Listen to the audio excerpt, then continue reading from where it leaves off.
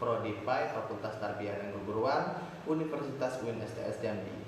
Baik, saya dari kelompok 9 akan menampilkan makalah kami yang berjudul tentang hubungan psikologi agama dengan tasawuf. Baik, langsung saja masuk pembahasan pertama, yaitu tentang tasawuf.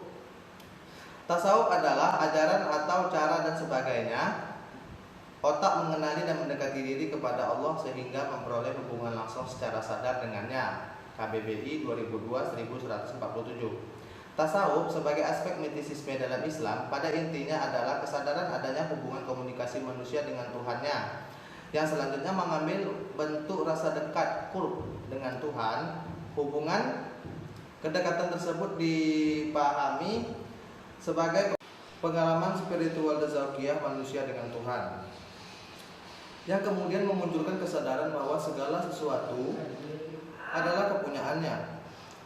Segala eksistensi yang relatif dan nisbi tidak ada artinya di hadapan eksistensi yang absolut. Sholihin 2001-15. Salah satu disiplin ilmu yang berkembang dalam tradisi kajian Islam selain ilmu kalam, filsafat dan fikih, tujuannya memperoleh hubungan langsung dan disadari dengan Tuhan, sehingga disadari benar bahwa seseorang berada di hadirat Tuhan. Tasawuf berusaha mengetahui dan menemukan kebenaran tertinggi Allah Subhanahu wa Ta'ala. Dan bila mendapatkannya, seorang sufi tidak akan banyak menuntut dalam hidup ini. Hadin 2008.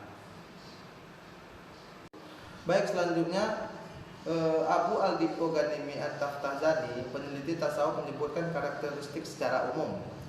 Bagiannya tasawuf mempunyai 5 ciri umum, yaitu yang pertama, 1. Memiliki nilai-nilai moral. Yang kedua, pemenuhan fana atau sirna dalam realitas mutlak. Yang ketiga, pengetahuan intuitif langsung. Yang keempat, timbulnya rasa kebahagiaan sebagai karunia Allah Subhanahu wa Ta'ala dalam diri sufi karena terciptanya makam atau beberapa tingkatan. Dan yang terakhir, penggunaan simbol-simbol pengungkapan yang biasanya mengandung pengertian harfiah dan tersirat. Sholihin 2001-75.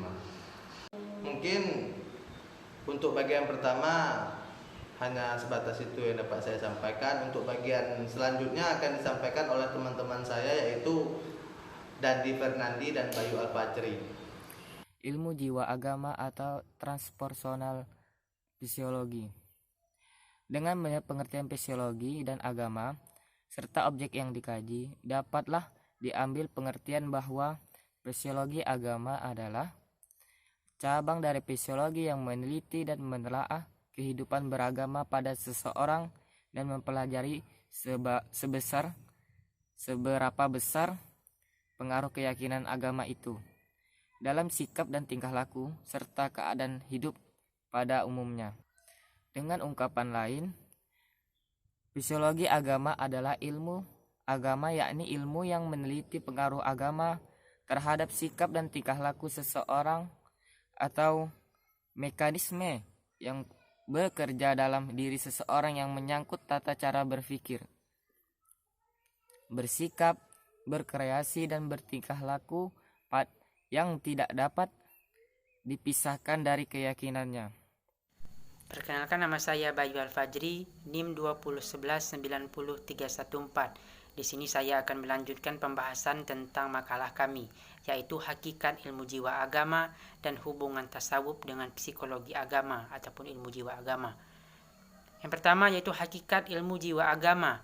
Ilmu jiwa agama yakni ilmu yang meneliti pengaruh agama terhadap sikap dan tingkah laku seseorang ataupun mekanisme yang bekerja dalam diri seseorang yang menyangkut tata cara berpikir, bersikap, berkreasi, dan bertingkah laku yang tidak dapat dipisahkan dari keyakinannya, karena keyakinan itu masuk dalam konstruksi kepribadiannya.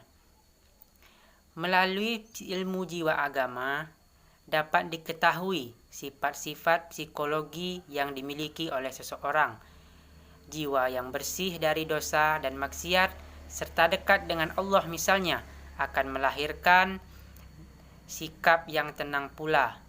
Sebaliknya, jiwa yang kotor, yang banyak berbuat kesalahan, jauh dari Allah, akan melahirkan perbuatan yang jahat, sesat, dan menyesatkan orang lain. Selanjutnya yaitu hubungan tasawuf dengan ilmu jiwa agama.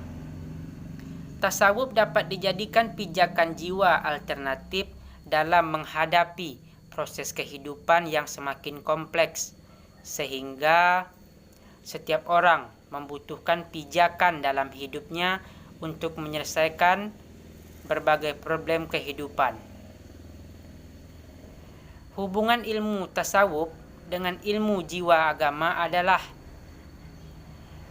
tentang hubungan jiwa dengan badan.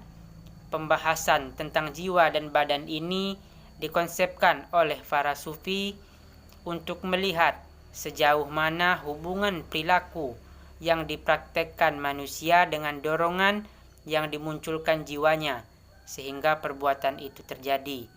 Dari sini terlihatlah perbuatan itu berakhlak baik ataupun sebaliknya. Sekian, terima kasih. Wassalamualaikum warahmatullahi wabarakatuh.